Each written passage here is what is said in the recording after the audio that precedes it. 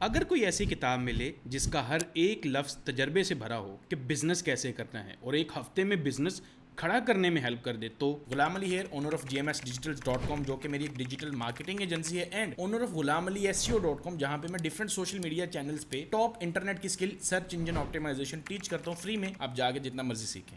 ये वीडियो आपको उस बुक और उस बुक में मौजूद वो सारे बिजनेस सीक्रेट्स रिवील करने वाली है। ये वही बुक है जिसको बड़े बड़े बिजनेसमैन लोग अपना एड़ी चोटी का जोर लगा बैठे कि इसको बैन कर दिया जाए, इसको लोगों तक ना पहुंचने दिया जाए। तो ये बुक है नोआ केगन की $1 मिलियन वीकेंड, जिसके बारे में आज हम बात करेंगे। अगर आपने कभी सोचा है कि यार अपना बिजनेस स्टार्ट तो करना है लेकिन अभी तक किया नहीं है, तो ये बुक लाजमी रीड करना। आई नो आप लोग मैट्रिक, एफएससी, यूनिवर्सिटी सब कुछ करने के बाद तंग आ चुके हो बुक्स रीड कर करके। ये एक बुक आपकी 16 साल की एजुकेशन पे भारी पड़ जाएगी, आपको बिजनेस टाइकून बना देगी। इस बुक को ना 3 पार्ट्स में डिवाइड किया गया। Part 1 start it, 2 build it, 3 grow it. तो चलिए शुरू करते हैं। हर एस्पायरिंग एंटरप्रेन्योर के दिमाग में एक मिथ होता है, मुझे सही आइडिया चाहिए, मैं तब तक स्टार्ट नहीं कर सकता जब तक मुझे एक परफेक्ट आइडिया नहीं मिल जाता। लेकिन हकीकत ये है, जैसे नोआ इस पूरी बुक में बताता है, कि आप बिजनेस को पहले परफेक्ट आइडिया ढूंढकर फिर बिजनेस स्टार्ट करके नहीं शुरू करते, बल्कि आप पहले बिजनेस स्टार्ट करने का फैसला करते हैं, फिर एक प्रोसेस के थ्रू सही आइडिया ढूंढते हैं। बुक का पहला चैप्टर है जस्ट स्टार्ट। बिल्कुल सही कहता है, start before you are ready. कोई बंदा भी बिजनेस स्टार्ट करने के लिए कभी भी रेडी महसूस नहीं करता कि हाँ मैं रेडी हूँ। बिल्कुल वैसे जैसे कोई बच्चा पैदा करने के लिए रेडी नहीं होता। टाइमिंग कभी परफेक्ट नहीं होती, आपको बस शुरू करना है रेडी होने से पहले ही। अब इस पॉइंट को और स्ट्रेस करने के लिए बुक में ना एक कोट है, most people overthink first, act later, every successful entrepreneur act first, figure it out later, any analysis ahead of action is purely speculation. I know थोड़ी सी ज्यादा इंग्लिश हो गई है, लेकिन गुजारा करो। आप किसी चीज को तब तक समझ नहीं सकते जब तक आप उसे कर नहीं लेते। प्लानिंग करके कॉन्फिडेंस हासिल करने की बजाय एक्शन लो और कॉन्फिडेंट बन जाओ। ये तो बेस्ट अप्रोच है ना। इस बुक में ना एक मोटो है जो मुझे बहुत ही पसंद है, और वो है नाउ नॉट हाउ। जब भी हम कुछ करना चाहते हैं, हम सोचते हैं मेरा ये आइडिया है लेकिन मैं इसे कैसे करूं। ये हाउ का सवाल हमें रोकता है। इसके बजाय ना आप बस ये सोचो कि यार छोटे से छोटा वो कौन सा एक्शन है जो मैं अभी राइट नाउ कर सकता हूं। इवन दो आप जानते ही नहीं है कि यार कौन सा एक्शन, तो भी कोई ना कोई ऐसा एक्शन होगा ज़रूर जो आप राइट नाउ ले सकते हो। अब इस बुक का जो पहला चैप्टर है ना, वो आपको थोड़ी इमोशनल सपोर्ट देता है। अब जैसे मैं अपना एसईओ का कोर्स चलाता हूँ, मैंने तकरीबन 5000 से ज़्यादा बच्चों को ट्रेन किया है। 95% स्टूडेंट्स को एसईओ स्टार्ट करने में कोई टेक्निकल प्रॉब्लम्स फेस नहीं होते, बल्कि इमोशनल मसले होते हैं। वो कहते हैं यार मैं परफेक्ट टॉपिक कैसे फाइंड करूँ, और उसके बगैर तो मैं वेबसाइट ही नहीं बना सकता। लेकिन आपको जेन्युइन बात बताऊँ, कोई भी परफेक्ट स्ट्रैटेजी के साथ एसईओ स्टार्ट नहीं करता। They just start and over the way they figure it out. बिल्कुल वैसे जैसे कोई परफेक्ट आइडिया के साथ बिजनेस स्टार्ट नहीं करता। पहले स्टार्ट करने का फैसला किया जाता है, देन अलोंग द वे उसको इम्प्रूव और मैच्योर किया जाता है। अब बिजनेस प्रोसेस के हर एक स्टेज पे आप कुछ ना कुछ पैसा कमाना शुरू कर देते हैं, एंड देन बारी आती है उस पैसे को री इन्वेस्ट करने की। यहाँ पाकिस्तान में इन्वेस्टमेंट के लिए कुछ ऑप्शंस हैं। पाकिस्तान स्टॉक एक्सचेंज में इन्वेस्ट कर सकते हैं, म्यूचुअल फंड्स में इन्वेस्ट कर सकते हैं, इस्लामिक बैंकिंग ऑप्शंस जैसे कि मिजान रोशन डिजिटल अकाउंट में कर सकते हैं। ये प्लेटफॉर्म्स आपको स्टॉक्स, शेयर्स और फंड्स में कमीशन फ्री इन्वेस्ट करने देते हैं। प्रैक्टिस मोड भी ऑन होता है जहां आप फेक मनी से स्टार्ट कर सकते हो ताकि चीजें समझ सको। अब इमोशनल सपोर्ट के बाद अगले क्वेश्चन पे आते हैं, आगे क्या होता है। यहाँ कस्टमर फर्स्ट अप्रोच की बात होती है बिजनेस बनाने के लिए। हर एंटरप्रेन्योर इस कस्टमर फर्स्ट अप्रोच की बात करता है। इस अप्रोच में आप बिजनेस के लिए आइडिया नहीं ढूंढते, बल्कि पहले ये सोचते हैं कि आप किस टाइप के लोगों की सर्विस ऑफर करने जा रहे हैं। बिजनेस क्या होता है?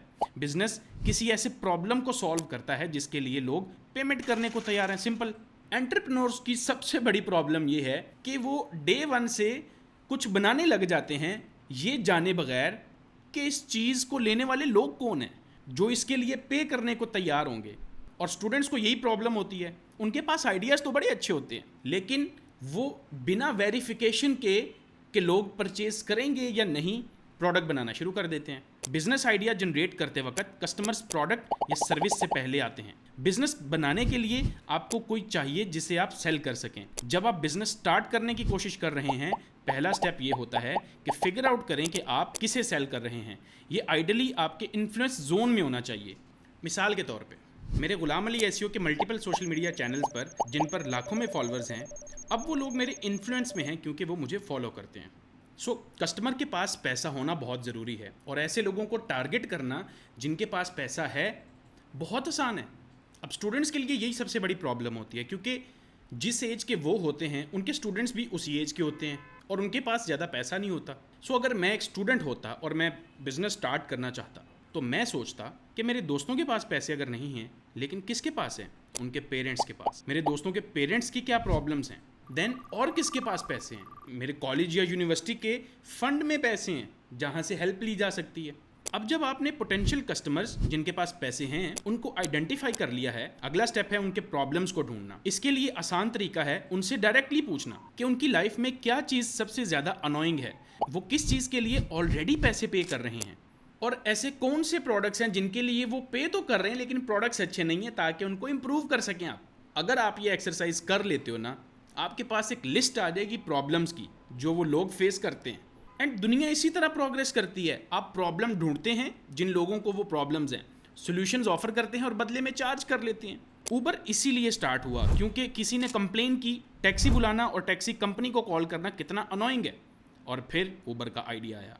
यहाँ एक ज़बरदस्त एग्जांपल है founder first approach versus customer first approach की। मान लीजिए आपके पास डॉग वॉकिंग का आइडिया है, आप इसे कैसे इंप्लीमेंट करेंगे? मोस्ट एंटरप्रेन्योर्स क्या करेंगे? घर बैठकर ऐप के बारे में सोचेंगे और एक कूल अच्छा सा नेम सोचेंगे।